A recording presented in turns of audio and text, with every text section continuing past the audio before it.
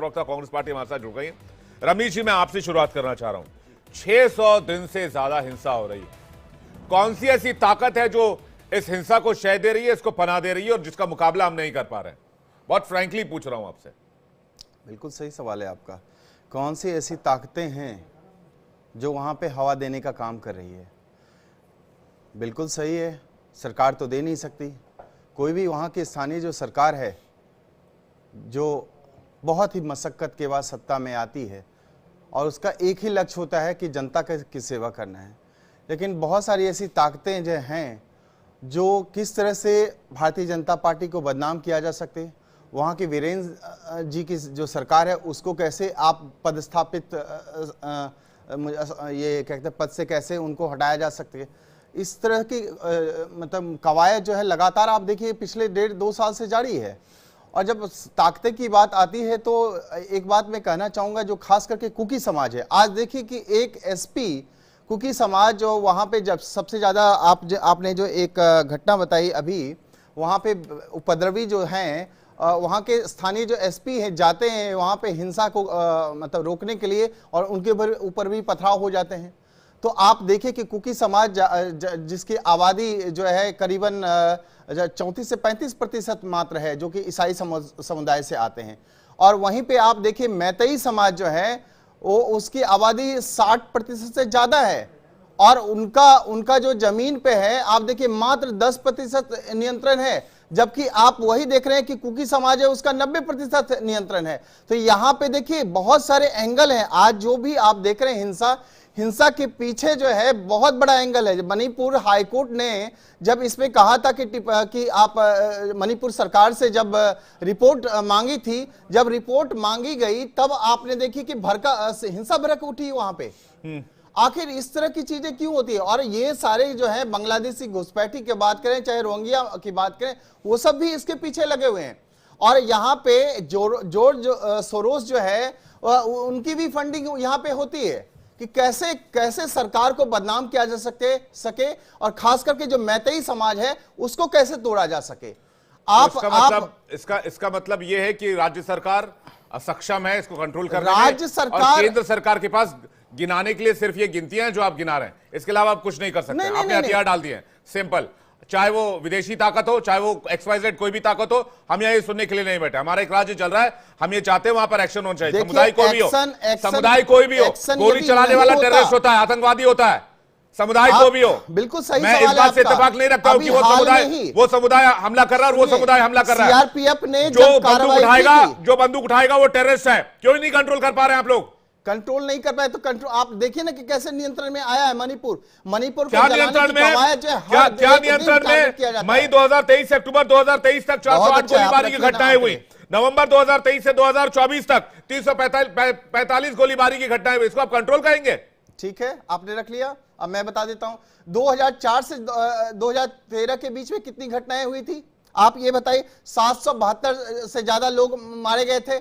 इसके बाद फिर 4861 2004 से 2013 तक किसकी सरकार थी? 2004 से 13 की 2004 से 2013 तक किसकी सरकार थी केंद्र में? आप बताइए किसकी सरकार थी? मनमोहन सिंह की सरकार थी। यूपीए की सरकार थी। तो आप ये एलिगेशन लगा सकते हैं, लेकिन आप ये एलिगेशन अब कैसे लगा सकते हैं जब 2014 से 2024 तक आपकी सरकार है? आप ये जिम्मेदार मांग रहे हैं। आप रिस्पॉन्सिबिलिटी लेने के लिए तैयार क्यों नहीं होते आप लोग? मैं आपको एक अगर कोई एक्शन लेना है, अगर आप लोग कश्मीर को शांत करा सकते हो तो मणिपुर क्यों आप लोगों के लिए टेढ़ी चीज साबित हो रहा है? जो चीजें 1990 में कत्लेआम हुआ था कश्मीरी पंडितों आप 1990 में चाहिए, मुझे 2024 का जवाब चाहिए। वही कवायद जो है मणिपुर में 2024 का जवाब चाहिए। आप 2024 में क्या कर रहे हैं? हिंदू समाज से 1990 में जो हुआ उसको भूल जाइए और उनको टारगेट करने वाला कोई और नहीं कुकी समाज है वहां पे। और कुकी समाज हथियार उठाएगा वो टेररिस्ट है। कुकी समाज चाहे वो नक्सली हो चाहे वो आतंकवादी हो। आप मानते आपने नक्सलियों को मारा कि नहीं मारा? आपने नक्सलियों को मारा ना? मानते कुकी आपने हथियार उठाया? वहां पर जो लोग हथियार उठा रहे हैं उनको कंट्रोल करने में क्या इशू आ रहा है आपको? आप मानते हैं कुकी समाज में नक्सली है? मैं हथियार उठाने वालों की बात कर रहा हूं। तो वो कुकी समाज कंट्रोल कीजिए ना, फिर कंट्रोल कौन करेगा? चाइना कंट्रोल करेगा। समाज चाइना कंट्रोल करेगा। चाइना कंट्रोल करेगा। म्यांमार कंट्रोल करेगा। हथियार उठा रहा है तो कंट्रोल कौन करेगा? कंट्रोल वहां की सरकार कर रही है। कांग्रेस कंट्रोल करेगी। कंट्रोल करने के लिए तो गई थी एसपी, तो वहां पे शांति बहाल करने के लिए तो गई थी। रोना किस बात का? डायलॉग करने के लिए तो गई थी सरकार है। लेकिन वहां पे पत्थरबाजी शुरू हो जाती है। आप देखिए एसपी को ही घायल कर दिया गया तो गोचर जी के पास जा रहा हूं। किससे बातचीत रमनीश किया वत्सी, जाए? ये जवाब नहीं, किससे कोचर जी के बातचीत पास किया जा रहा हूं जाए? मैं। बातचीत करने की के लिए आवश्यकता कोई क्या तो है? चाहिए। आप इतने लाचार हैं, आप बातचीत बातचीत करते रहेंगे और लोग मरते रहेंगे। लाचार बिल्कुल नहीं है, लेकिन फिर? उपद्रवी तत्व है। सीआरपीएफ ने जब अभी 8 उपद्रवी तत्वों को अब जब पकड़ा था, आप देखिए उसको मारा गया था, उसके बाद सब के सब देखिए कुकी समाज ने फिर से हिंसा भड़का दी। तो ये मेरा कहना है कि आग जो सुलगाने वाले हैं, क्या मेजर उसको जनरल सरकार कंट्रोल रिटायर्ड ना करे? राजन कोचर जी के पास जा रहा हूं। कोचर सर, जय हिंद। कोचर सर, मेरा सवाल यह है कि क्या ये इतना डिफिकल्ट इशू है या इतना कॉम्प्लिकेटेड मामला है कि हम इसे पिछले 15 सालों से कंट्रोल नहीं कर पा रहे हैं, 20 सालों से कंट्रोल नहीं कर पा रहे हैं? 1990 से लेकर अगर 24 जोड़े तो 35 साल हो जाते हैं सर। देखिए, ऐसी कोई प्रॉब्लम नहीं है जिसको सॉल्व नहीं किया जा सकता। अगर आप बैठ के बातचीत करेंगे, आपके 3 मेजर समुदाय हैं मणिपुर में, मैतीज है या कुकीज है और नागाज है। और तीनों के बीच में अगर आप हिस्ट्री में जाएंगे मणिपुर की, तो मैतीज और कुकीज के बीच में कभी भी कोई विवाद नहीं था पहले। इसको नागाज और कुकीज के बीच में विवाद हुए हैं इस कुछ साल पहले, और काफी सालों तक चले थे, और उसमें भी काफी हिंसा हुई थी, वायलेंस हुआ था, लोग मारे गए थे। पहली बार हम ये इसको देख रहे हैं कि इतना जो मेजर जो क्लैशेस हैं वो 2 कम्युनिटीज के बीच में है, और इसको पॉलिटिकल लाइंस या इसको एक पॉलिटिकल जो ब्लैंकेट में या उसको एक उसको दायरे में नहीं लेके आना चाहिए। और इसको ये मैं मानता हूं कि देखिए, 2 साल से ऊपर हो गया है, होने वाला है कि मणिपुर में अभी तक शांति नहीं आई है। इसकी वजह क्या है? सबसे important, as defence analyst, as a impartial, जो इसको ना तो मैं इसको बीजेपी का हूं ना तो मैं किसी और पार्टी का हूं, सबसे इंपॉर्टेंट है कि आप एक स्टेट में जिस तरीके की समानता लाना चाहते हैं, आपने उस स्टेट में वो समानता नहीं लाई है। इसका ये मतलब है कि आपने लैंड के, जमीन के कानून अलग कम्युनिटी वाइज आपने बना रखे हैं। ये पहली फॉल्ट लाइन है मणिपुर की।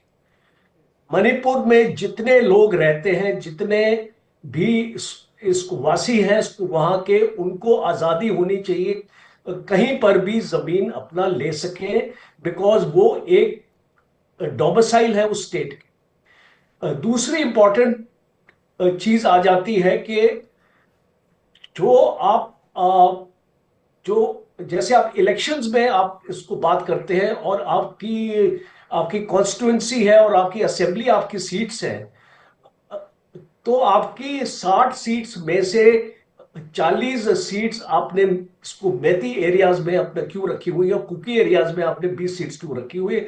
सो एक डीलिमिटाइजेशन की बात हो रही है, और वो होनी चाहिए। ये 2 मेजर फॉल्ट लाइंस हैं इसको मणिपुर में, इसीलिए ये जो विवाद है ये बार बार आते हैं। तीसरी इंपॉर्टेंट चीज और वो है बाहर की जो ताकतें अंदर आके जो यहां पे माहौल खराब कर रही हैं।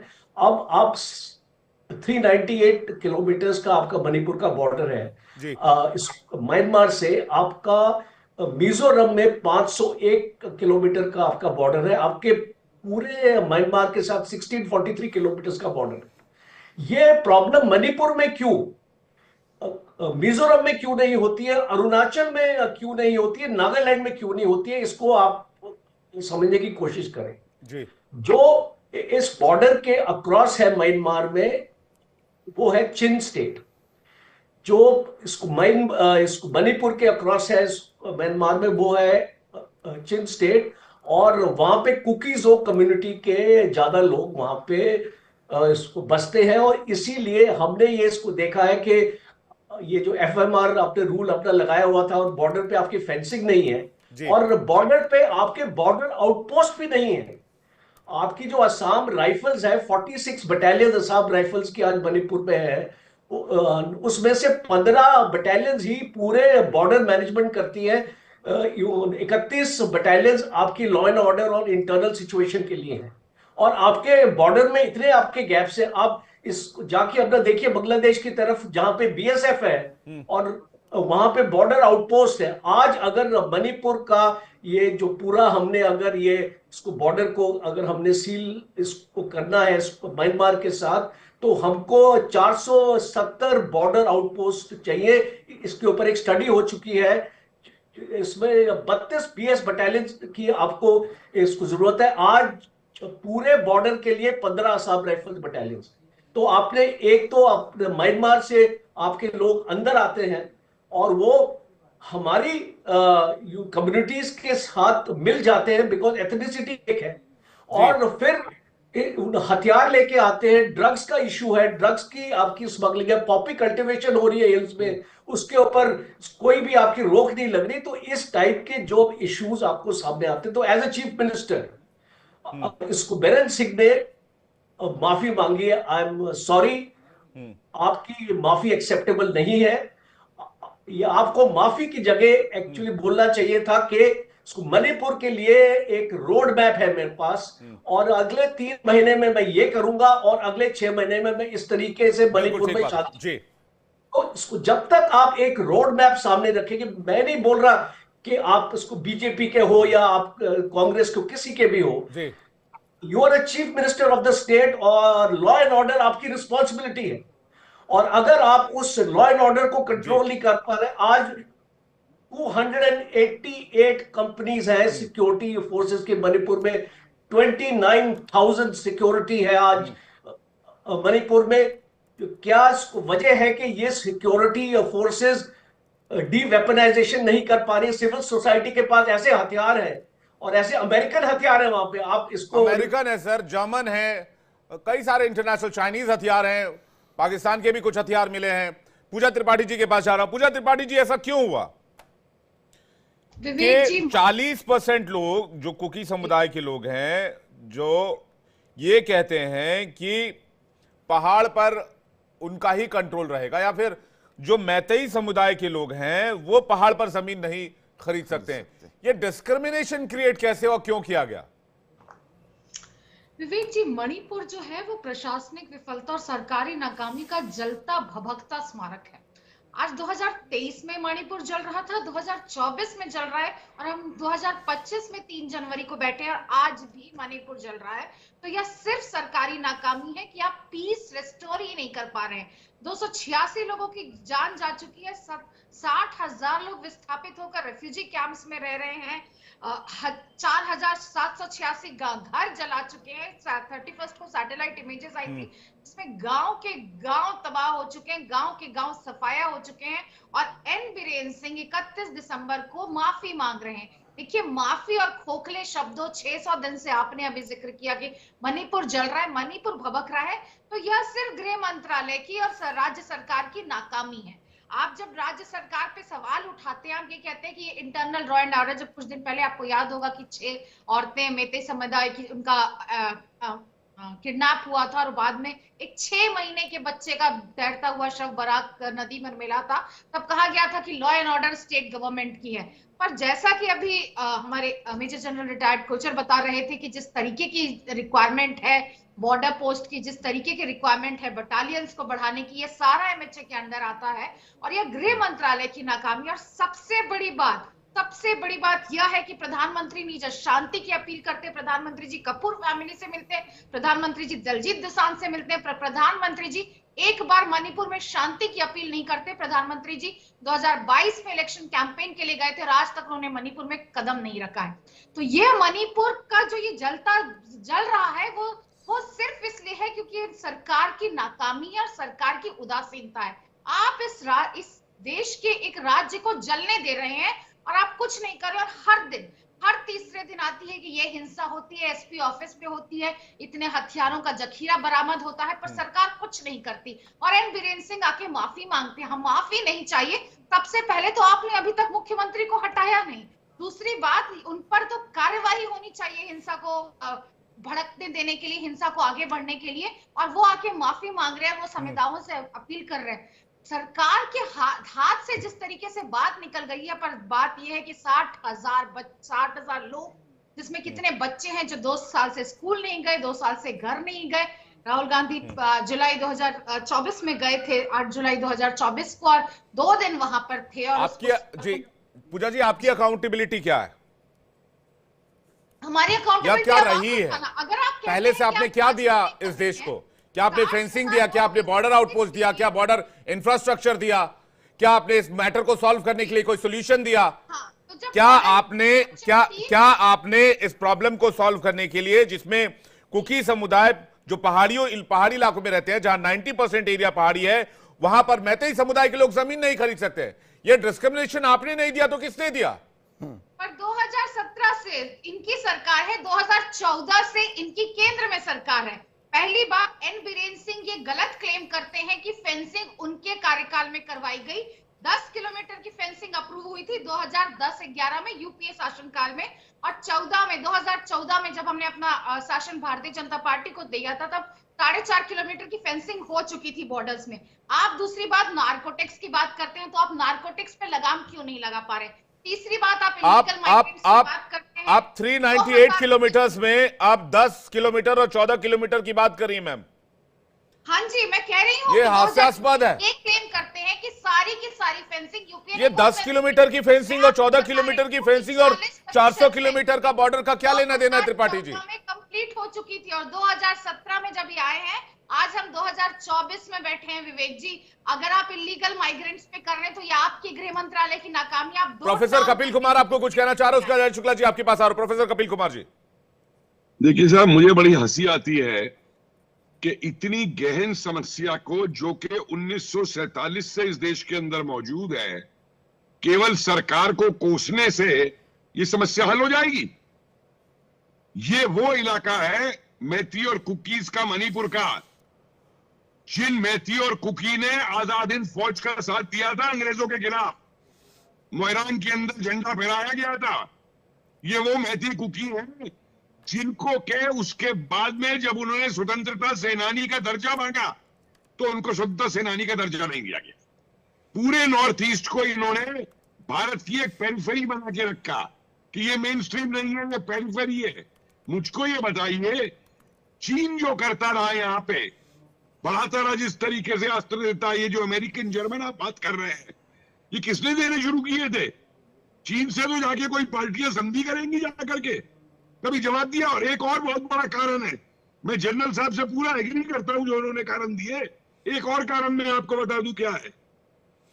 इस इलाके में जो क्रिश्चियन लोग थे, अब की बार 2014 से उन क्रिश्चियन ने जो है वो बीजेपी को वोट डाला। उससे आग लग गई सोनिया गांधी जी को और राहुल गांधी को कि वहां पे क्या हो रहा है, और पूरा ही राजनीतिक तमाशा बनाया वहां पे ले जाकर के, बजाय इसके कि सारा ये ऑपोजिशन साथ बैठ के कहे कि भाई हम एक पॉलिसी बनाते हैं, हम सुझाव देते हैं। आप आज रो रहे हैं फेंसिंग 10 किलोमीटर और 4 किलोमीटर की फेंसिंग 400 किलोमीटर के अंदर 1947 से लेके अब तक ये करवाया। क्या जानते नहीं थे कि चीन भेज रहा है या म्यांमार भेज रहा है? ये फेंसिंग कराई गई वहां पे, सड़कें बनवाई गई वहां पे, आउटपोस्ट बनवाई गई वहां पे।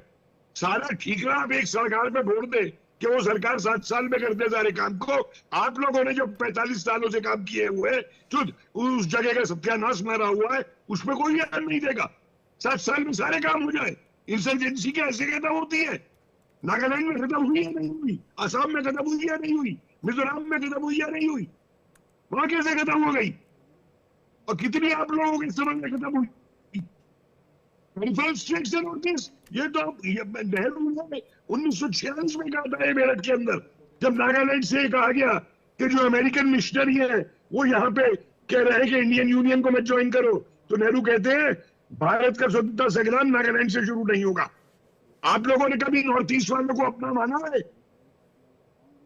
अगर माना होता तो सरदार पटेल ने जो 1949 में चिट्ठी लिखी थी कि इन एरियाज को मजबूत करो, उस पर त्रिपाठी कुछ कहना चाह रही हो? ठीक है, पूजा त्रिपाठी कुछ कहना चाह रही है, उसके बाद में अजय शुक्ला सर के पास जा रहा हूं। पूजा त्रिपाठी जी, 2023 से हर लोकसभा सेशन के शुरू में हम मणिपुर पे डिस्कशन की मांग करते हैं। एक सक्षम विपक्ष होने के कारण हम डिस्कशन पे मांग करते हैं। प्रधानमंत्री जी जो 56 मिनट का, जो 56 इंच का सीना लेकर सारे विश्व में यूक्रेन तक की वॉर रुकवा देते, वो मणिपुर में शांति नहीं। आप हर चीज के लिए नेहरू को जिम्मेदार उठाइए, उसके बाद आपको कोई एस्केप नहीं मिले तो आप जॉर्ज सोरोस का नाम ले लीजिए। 10 साल से आपकी शासन है, 10 साल से आपका शासन है केंद्र में, 2017 से राज्य में आपका शासन है, और अब भी आप कहिए कि हमसे गलती हुई और सरकार उसे ठीक करे।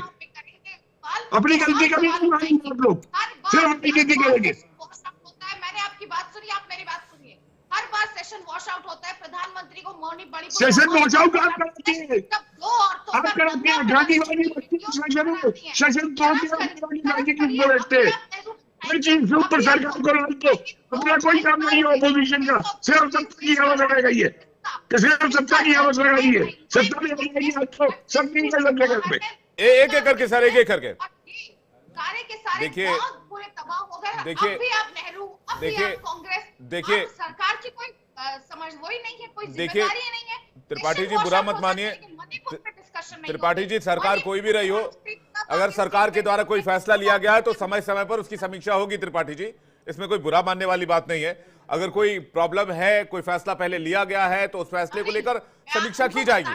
समीक्षा सही भी हो सकती है, समीक्षा गलत भी हो सकती है, समीक्षा का परिणाम कुछ भी हो सकता है, उसमें कोई ऐतराज वाली बात नहीं होनी चाहिए। 1949 में मणिपुर का विलय हुआ था। अजय शुक्ला जी लोकसभा सेशंस में जी, बात करिए, आप उठ के लोकसभा, मैं ठीक है, मैं आ रहा हूं आपके पास, अजय शुक्ला जी के पास जा रहा हूं, काफी टाइम हो गया। अजय शुक्ला जी, 1949 में मणिपुर का विलय हुआ, और जब मणिपुर का विलय हुआ उससे पहले मैतेई समुदाय को अनुसूचित जनजाति का दर्जा हासिल था, एसटी का, शेड्यूल ट्राइब का, लेकिन विलय होने के साथ ही शेड्यूल ट्राइब का दर्जा हट गया। तो क्यों नहीं ये कोशिश उसी समय की गई कि भाई ये जो दर्जा हटा है इनको कंटिन्यू रखा जाए, जबकि ये जो अगर आप देखेंगे इस पूरे डिटेल को तो मैती समुदाय के कई वर्ग हैं,